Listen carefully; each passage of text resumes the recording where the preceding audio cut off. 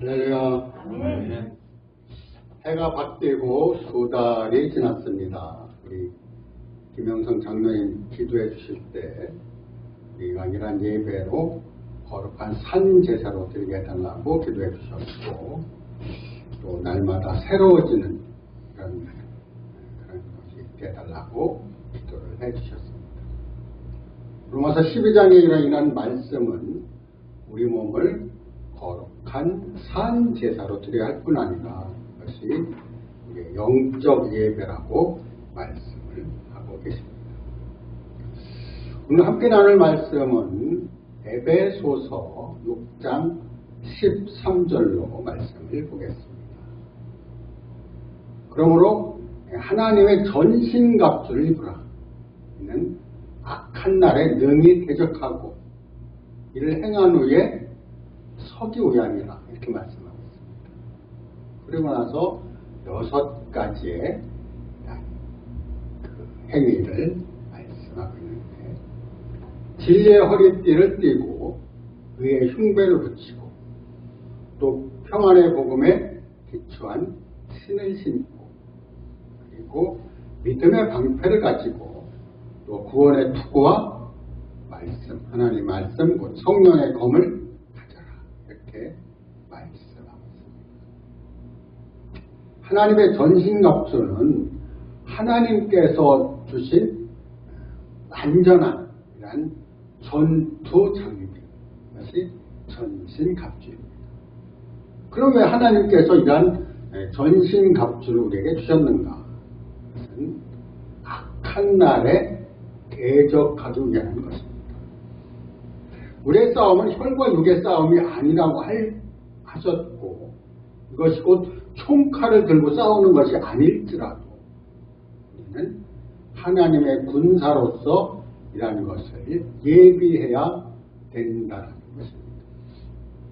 에베소서의 말씀은 사도 바울이 로마 감옥에 투옥되어서 그가 4개의 서신을 썼습니다. 첫 번째는 에베소서, 빌립보서, 골로새서, 빌레몬서 4개를 쓴 그 서신 가운데 하나입니다. 그것이 편지가 된 것인데, 에베소 교회에 보내는 이 편지 안에는 교회에 관한 이러한 부분들이 7가지가 포함되어 있습니다. 7가지의 주된 내용이, 첫 번째가 교회는 그리스도의 몸이라는 것입니다. 두 번째는 교회는 하나님의 왕국이라는 것이고, 세 번째는 하나님의 거하실 처소, 교회가 하나님 이곳에 함께 하시는 것입니다. 네 번째는 하나님의 자녀들, 권속들입니다. 우리의 가정을 보면은 할아버지, 할머니, 아버지, 어머니, 아들, 딸, 손자, 손녀, 이렇게 함께 있는 그런 것과 똑같이 교회 안에서도 생명에 좀 자란 분이 있을 것이고, 생명이 어린 손자와 손녀와 같은 이러한 상태도 있을 것입니다. 이렇게 하나님의 권속, 그리고 단체적인 세 사람인데, 너는 썩어가는 구습을 쫓는 옛사람을 벗어버리고 의와 하나님의 심령으로 거룩하게 되어 의와 진리의 거룩함으로 지으심 받은 새 사람을 입으라. 옛사람은 벗어버리는 것이고 새 사람은 입는 것입니다. 여섯 번째로 볼 수 있는 것은 그리스도의 신부라는 것이죠. 물로 씻어 말씀으로 깨끗하게 하사 거룩하게 하시고 그 앞에 흠이나 주름 잡힌 것이 없이 깨끗하게 하시는 이런 신부들, 이것이 6번째고, 마지막에 나오는 그리스도의 전사가 오늘 함께 나누는 이런 말씀, 하나님의 전신갑주를 입으라, 이렇게 말씀하십니다. 첫 번째로 나오는 이러한 진리의 허리띠를 띠라라고 할 때, 허리라는 단어는 이 몸의 중심입니다. 허리띠를 뛸 때 우리는 힘이 생깁니다. 이 허리띠를 해서 우리는 혁대를 매죠. 그리고 군대 싸우는 것도 이렇게 혁대를 매죠. 이렇게 매고, 씨름 선수들이 또 씨름할 때도 이 삿발을 맵니다. 그래서 이 매고 이렇게 서로 겨루는 이것이 바로 허리에 띠를 띠는 것인데, 그 허리에 띠가 바로 진리로 띠를 띠어야 된다는 것입니다. 진리. 우린 진리라는 단어를 많이 쓰고는 있지만 그 진리에 관해서 정확하게 인지하고 있는가는 한번 보셔야 합니다. 진리. 요한복음 8장 32절에서는 진리를 알지니 진리가 너희를 자유케 하리라 이렇게 말씀하셨고, 우리는 진리 안에서 자유로워질 수 있습니다. 디모데전서 2장 4절에서는 하나님 모든 사람이 구원을 받으며 진리를 온전히 아는 데 이르기를 원하신다 이렇게 말씀하십니다. 또한 요한복음 14장 6절에서는 예수님께서 자기 자신을 가르쳐 내가 곧 길이요 진리요 생명이니 나로 말미암지 않고는 아버지께로 올 자가 없느냐 이렇게 말씀하십니다. 주님 자신이 진리이십니다. 그러니까 이런 주님 자신이 진리인데도 불구하고 그를 알지 못하던 그 빌라도는 예수님께 이런 걸 물어봅니다.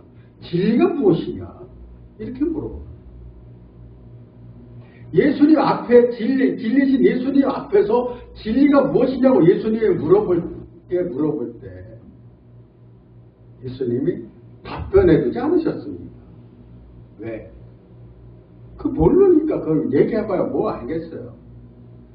그 분봉왕 빌라도가 진리를 알았다라는 예수님은 십자가에 못 박지 않았을 것입니다. 진리라는 그 단어는 참이고 실제라는 것입니다. 이 땅의 참과 실제 이런 부분에서 우리는 나의 실제를 한번 생각해 볼 필요가 있습니다. 나의 실제가 있어요. 나의 실제가 지금이라고 생각하십니까? 지금은 나의 실제가 아닙니다. 그럼 어렸을 때도 나의 실제였던가요? 실제가 아니에요. 자꾸 바뀌고 변하니까. 사람의 모습도 변하고 의복도 변하고 다 변하고 바뀝니다. 그럼 나의 실제는 언제입니까? 나의 실제는 지금 이 땅에는 없습니다. 이 땅에 사는 것은 지나가는 것입니다. 이사야 40장 6절의 말씀에는 그 모든 육체는 풀과 같다라고 말씀합니다. 풀. 나의 존재는 풀이라고 말씀하셨고, 야고보에서는 안개라고 말씀하셨는데, 모든 육체는 풀과 같고, 그 육체의 영광이 풀의 꽃과 같으니, 풀은 마르고 꽃은 시들어. 언젠가 풀인 우리 육체는 다 쓰러집니다. 마르고 쓰러집니다. 그러나 하나님의 말씀은 세세토록 또다. 나의 실제는 그 마태복음 17장에 변화산에서 그 야고보, 베드로, 요한이 올라가서 예수님을 만나게 되는데, 그때의 그 예수님의 그 모습이 나로 변화된 그 모습 안에서 그것이 실제라고 말씀드릴 수 있습니다. 이렇게 진리의 허리띠를 우리는 배워야 됩니다. 두 번째로 나오는 것은 의의 흉배를 붙이고, 흉배. 이 흉배라는 그것을 가장 쉽게 알 수 있는 것이, 그전에는 국민학교라고 그랬고 요즘은 초등학교라고 그러는데, 우리가 국민학교 다닐 때에 1학년 입학하면은 여기 그 손수건을 가슴에다 붙입니다. 왜 붙였을까요? 코 닦으라고. 코 닦고 붙여서 다녔는데, 이게 초등학교, 국민학교 1학년생의 특징이었습니다. 그것처럼 의의 흉배를 가슴에 붙이라는 거죠. 가슴이라는 단어는 하나님의 사랑이 가슴을 통하여 우리 마음이 뜨뜻해지고 또 그런 마음을 나누고 이런 사랑을 나누는 것이죠. 사랑이라는 단어가 하나님의 표현의 본성인 것입니다. 하나님의 사랑을 나누는 것이 의로 말씀드릴 수 있는 거예요. 이와 관한 여러 말씀 가운데에서 특별히 마태복음 5장에서는 너의 의가 서기관과 바리새인보다 낫지 못하면 결단코 천국에 들어갈 수 없다라고 말씀하셨습니다. 우리의 의가 서기관과 바리새인보다 높아야 천국에 갈 수 있는데 우리의 의는 절대로 높지 못합니다. 그러나 내 안에 계신 예수 그리스도로 말미암아 높아진 의도 살 수 있다는 것입니다. 또 의에 관해서 말씀드릴 때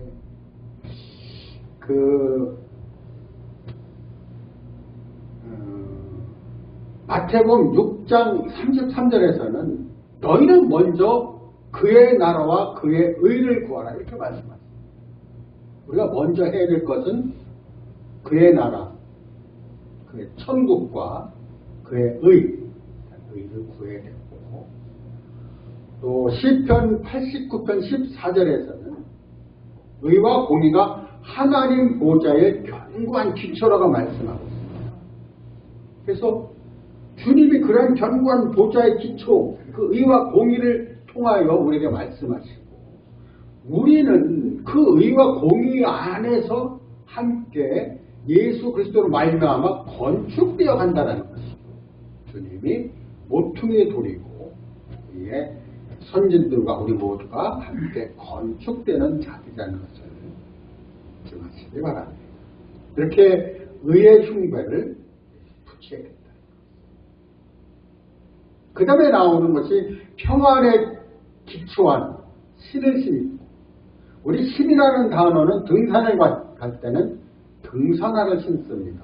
운동할 때는 운동화를 신고, 전투할 때는 워커, 아주 단단한 구두 신을 신습니다.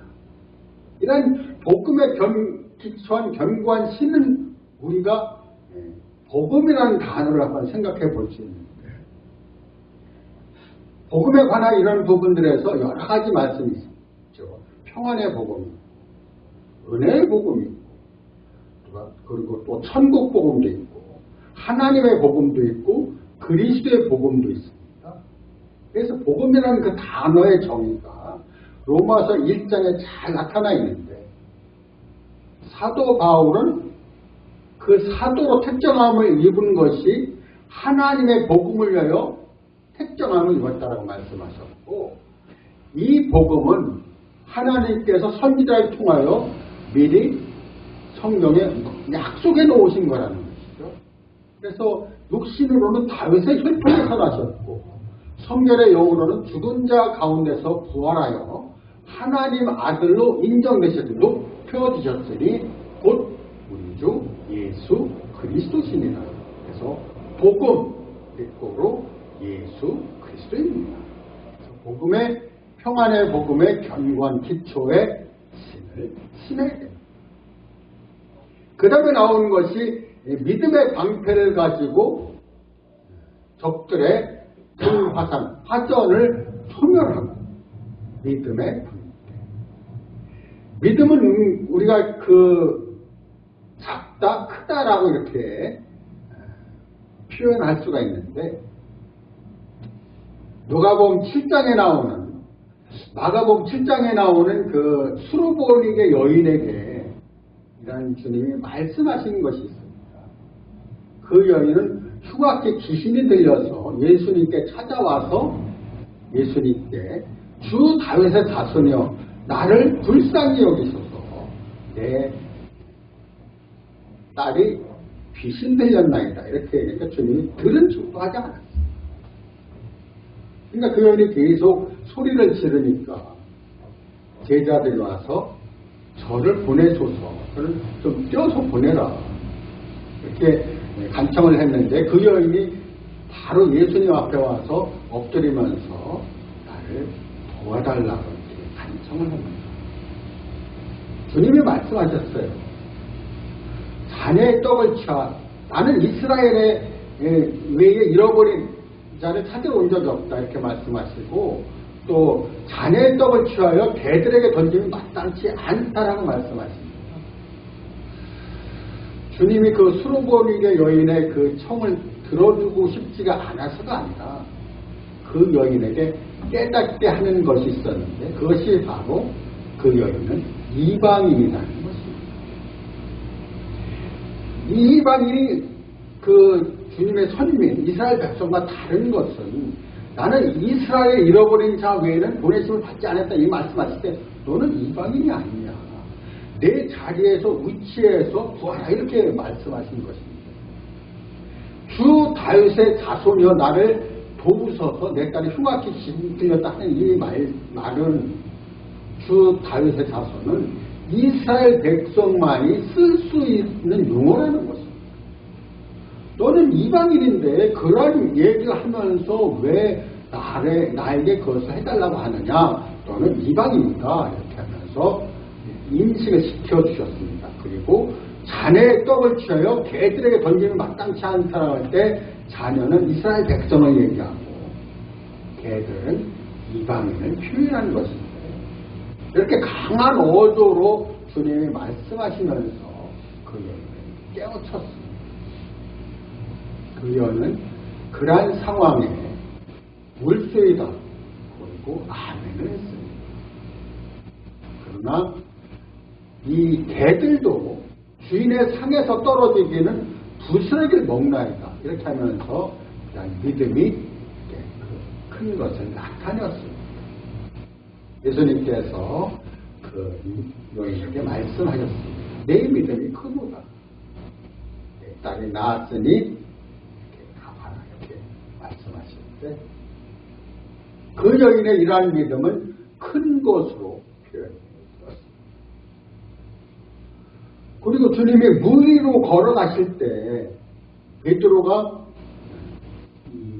나를 좀 오게 해달라고 물 위로 걸어가게 해달라고 할 때 오라 하니까 베드로가 이렇게 걸어가는 이런 모습이 있는데 점점 주변을 살펴보니까 이게 아니거든요. 그래서 이제 그런 상황에서 물에 점점 빠져가는 그런 상황을 보고 믿음이 적다라고 표현하셨고 또 배에서 주무시는 주님을 깨우는 이런 그 상황이 있었는데 그 상황은 풍랑이 일어서 배가 거의 파선 지경에 이를 때에 주님을 깨웠다라는 것입니다.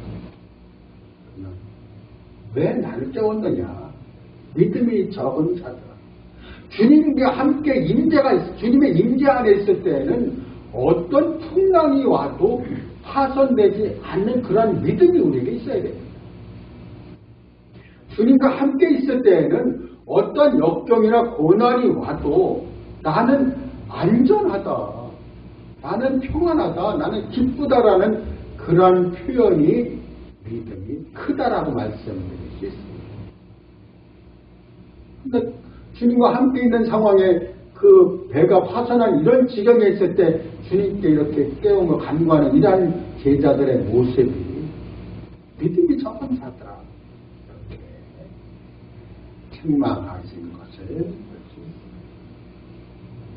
또한 누가복음 18장에서는 밤낮 부르짖는 그러한 여인에 관해서 불의한 재판관에게 밤낮 부르짖는 여인이 이러한 재판관이 그 청을 들어줬는데 그것은 귀찮아서 들어준 것이죠. 불의한 재판관이 그 여인의 간구를 들어준 그 이유가 그 여인의 상황을 보고 들어준 것이 아니라는 거죠. 밤낮 와서 나를 귀찮게 할 거니까 내가 들어주리라 이렇게 표현을 하셨는데 밤낮 부르짖는 자의 택하신 기도를 들어주지 않겠느냐 이렇게 말씀하셨습니다.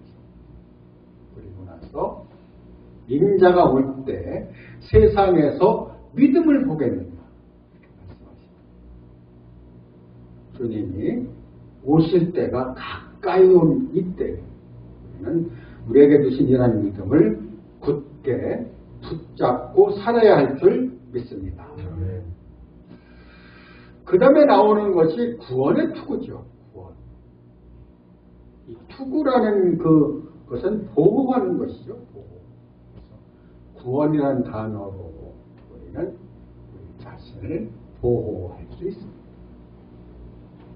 첫 번째 우리가 가장 소중하게 여기는 구원이 있다면 죄사함으로부터의 구원입니다. 구원파가 우리에게 강조하는 강조점이 하나 있다면 당신은 구원을 받으셨습니까? 묻는다는 것이죠.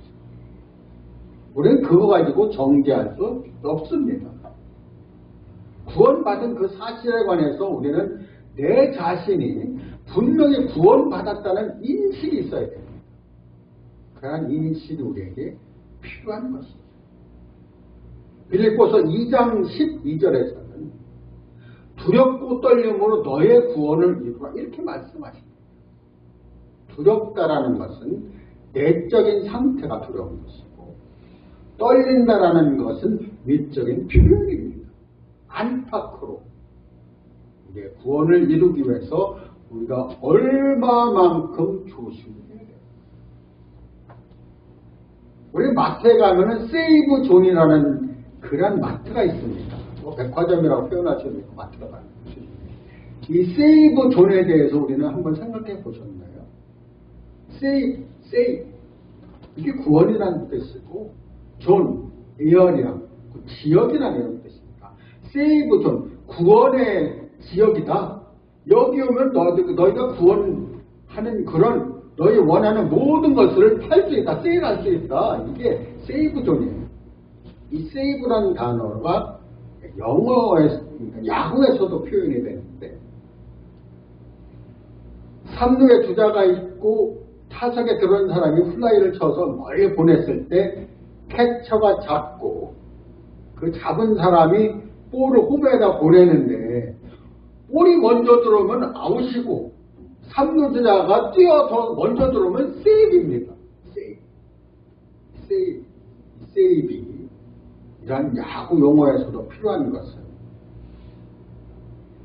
삼루 주자가 볼이 오기 전에 들어와야 되기 때문에 얼마만큼 전력 질주를 해야 되는가는 그거는 포수가 맞고 들어오고 그래서 거기서 부상이 제일 많이 일어납니다. 부딪히고 그런 상황에서 죽기 살기로 뛰는 이것이 바로 세이브라는 거예요. 세이브. 우리의 상태가 그렇게 됩니다. 우리는 구원이 거저주신 거라고 이렇게 생각하고 너희가 그 은혜로 말미암아 구원을 얻었나니 이런 너희의 행위에서 난 것이 아니고 하나님의 프레젠 선물이라 이렇게 에베소서 2장 8절에 말씀하고 있는 선물이기 때문에 나는 거저받는 것이다. 절대로 아닙니다. 그 받은 거저받는 것은 죄사함의 구원을 값없이 그의 피로 말미암아 구원을 받았고 그 다음에 두렵고 떨림으로 구원을 이뤄가는 것은 믿음의 결국 곧 혼의 영혼의 구원을 받으면 베드로서에서 말씀하시는 영혼에 관한 혼의 구원을 말씀하고 있어요. 또한 디모데후서 4장 8절에서는 18절에서는 주께서는 모든 악에서 나를 건져내시고 또 그의 천국에 들어가도록 구원하시니 이런 구원이라는 단어가 많은 곳곳에 쓰이는 이것을 우리는 한 항목 한 항목을 잘 살펴봐야 됩니다. 가장 좋은 구원은 방금 언급한 천국에 들어가도록 구원하시니 이 단어입니다. 많은 분들이 요한계시록에 심취해서 요한계시록을 많이 얘기합니다. 많이 얘기하고 요한계시록에 통달했을지라도 내가 너희를 도무지 모른다라고 거절하실 때 어떻게 하시겠습니까? 그래서 그의 천국에 들어가도록 구원하시리 이 항목을 꼭 붙잡으시기를 바랍니다. 이러한 구원의 투구 셀베이션 구원의 투구를 우리는 써야 됩니다. 마지막으로 나오는 성령의 검 곧 하나님의 말씀을 가져라. 하나님의 전신갑주에는 이런 대포나 총이나 이런 것들이 나오지 않습니다. 성령의 검. 성령의 검. 하나님의 말씀을 가져라 이렇게 말씀하시는데 이 6가지 중에서 가장 중요한 항목이 있다면은 그것은 바로 하나님의 말씀입니다. 어느 것 하나도 빼놓을 수 없지만 가장 좋은 것이 무엇이냐? 하나님의 말씀인 것입니다. 이 말씀이 우리를 변화시킵니다. 말씀으로 만물을 창조하셨을 뿐만 아니라 말씀으로 나를 지으셨고 말씀을 통하여 내가 변화되고 있는 것입니다. 하나님의 말씀은 살았고 운동력이 있습니다. 좌우의 날선 어떤 검보다도 예리하며 우리의 영과 혼과 관절과 골수를 찔러 쫓기기까지 합니다. 우리의 마음의 생각과 뜻을 감찰하는 이렇게 되어 있습니다. 어떤 낯선 검보다도 예리하다라고 하는 것이 그 말씀입니다. 이 말씀이 우리 안에 딱 박힐 때 우리는 변화를 해요. 교회에 올 때 우리는 2가지를 꼭 가지고 와야 됩니다. 하나는 주님께 드릴 예물이고 그것이 크다, 작다, 많다, 조금이나 이런 의미가 아니에요. 주님께 드릴 예물. 그것은 바로 과부가 2렙돈 드린 것이 모든 사람보다 많이 넣었다라고 말씀하실 때 그는 생활비 전부를 넣었다라고 하는 그것이 큰 것입니다. 그래서 첫 번째는 예물을 가지고 와야 되고 2번째는 하나님의 말씀을 들고 가야 됩니다. 나는 뭐 와서 교회 와서 듣기만 하는데 무슨 말씀이 필요할까요? 아니요. 그런 말씀을 통해서 우리 식사할 때나 같이 대화를 나눌 때 예배 끝나건 예배 중이건 이런 가운데서 그 말씀을 계속해서 우리는 상고하고 나눠야 됩니다. 자, 이런 의미가 레위기서에 나오는 제물로도 표현이 되는데 이 제물에 정한 것이 있고 부정한 것이 있습니다. 그 특징을 2가지로 말씀드리면 하나는 굽이 갈라졌느냐 하나는 되새김질하느냐 이렇게 표현하고 있습니다. 그 돼지 같은 경우에는 굽은 갈라졌어요. 말 이렇게 갈라졌죠. 족발 먹어보면 안 돼요. 갈라졌는데 되새김질 그냥 먹으면 그만이에요. 되새김질 안 하니까 부정하고 말이나 노새나 이런 낙타 같은 경우에는 되새김질은 잘하죠. 계속 이렇게 되새김질 하니까. 그러나 이 말 같은 경우는 굽이 하나예요. 통굽이에요. 말발굽 딱딱딱딱 이 말발굽은 V자 이렇게 돼 있어서 그렇게 징을 받지 않습니다. 그래서 부정한 것입니다. 그러나 소나 양이나 염소는 되새김질도 하고 굽도 갈라지고 이렇게 해서 정한 재물이라 그걸 잡아서 감을 떠갖고 주님께 언제까지서 감을 사라는 것입니다. 화목제물들이 이런 것들이 그럼 되새김질하는 것이 뭐냐?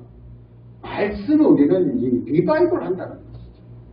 자꾸만 상고하고 또 상고하고 상고하고 그래서 말씀을 내가 먹은 것이 없는데 어떻게 상고가 되겠어요?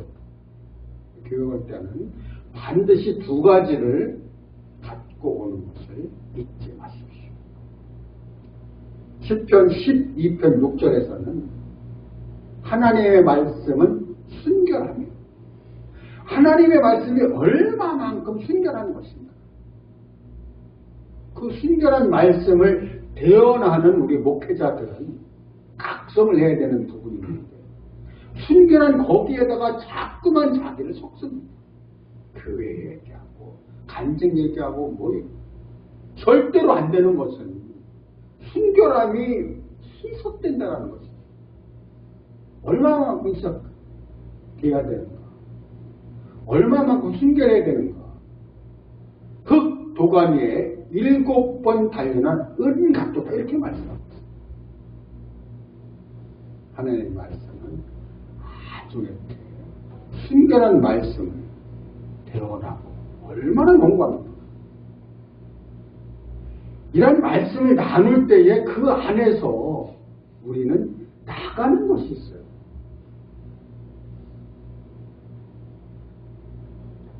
살리는 것은 영이니 육은 무익하니라.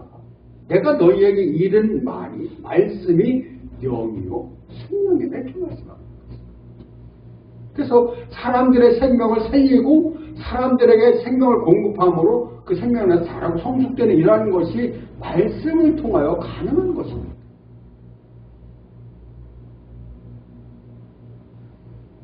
또한 볼 수 있는 것은 시편 119편 105절에서는 주의 말씀은 내 발의 등이요 내 길의 빛이니이다 이렇게 말씀합니다. 주의 말씀이 내 발의 등이다.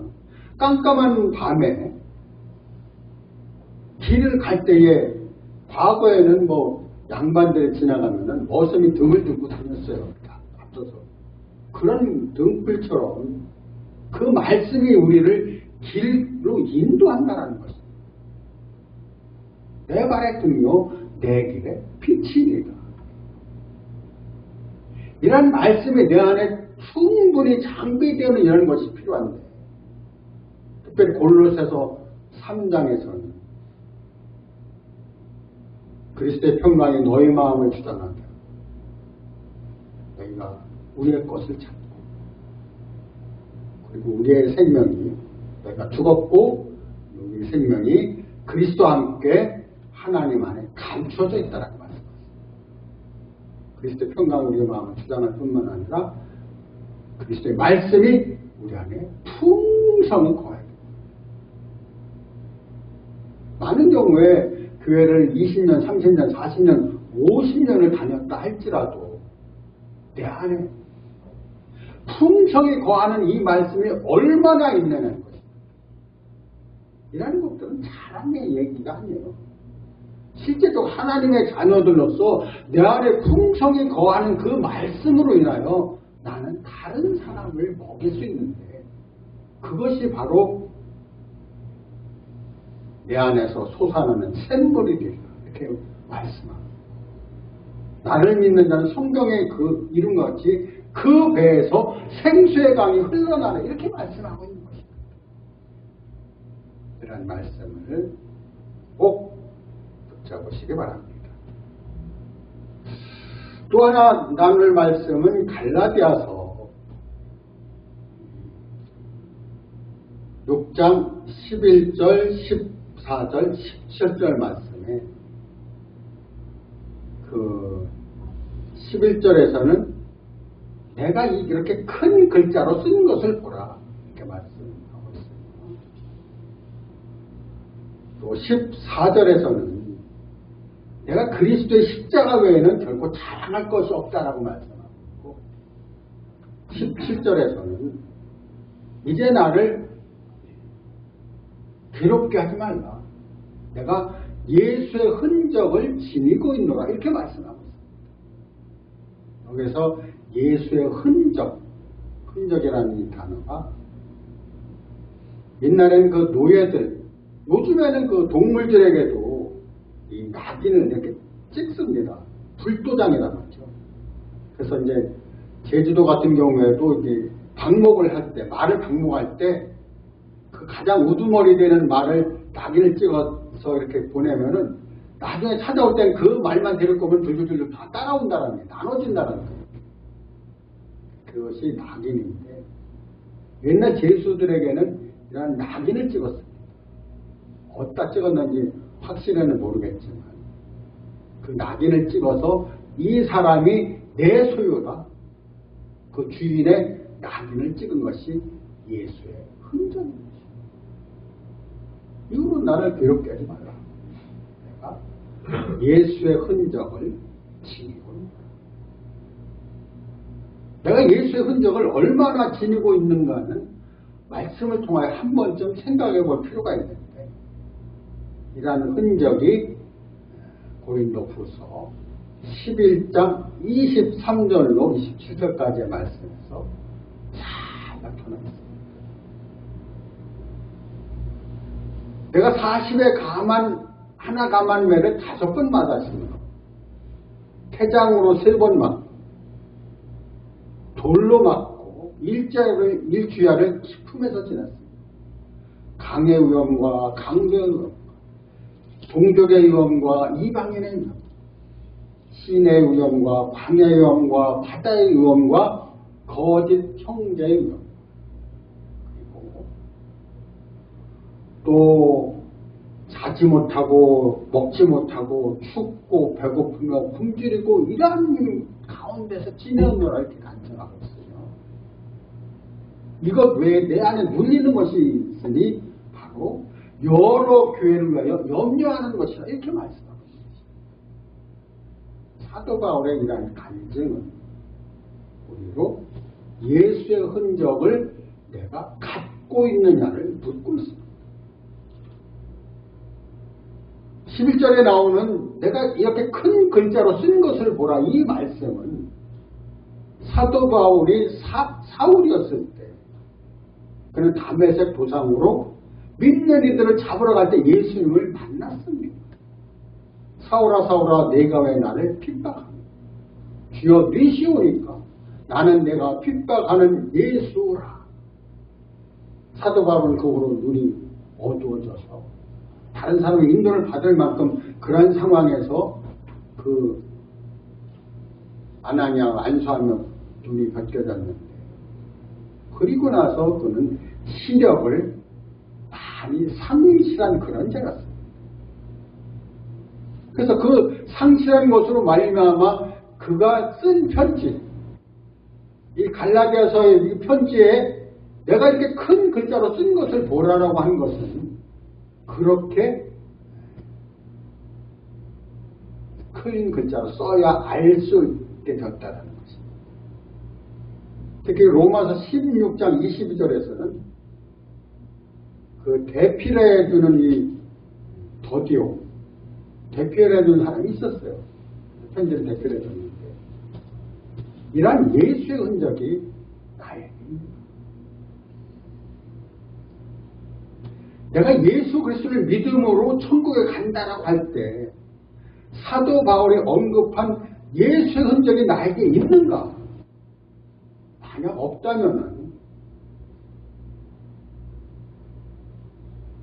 세상과 타협하지 마십시오.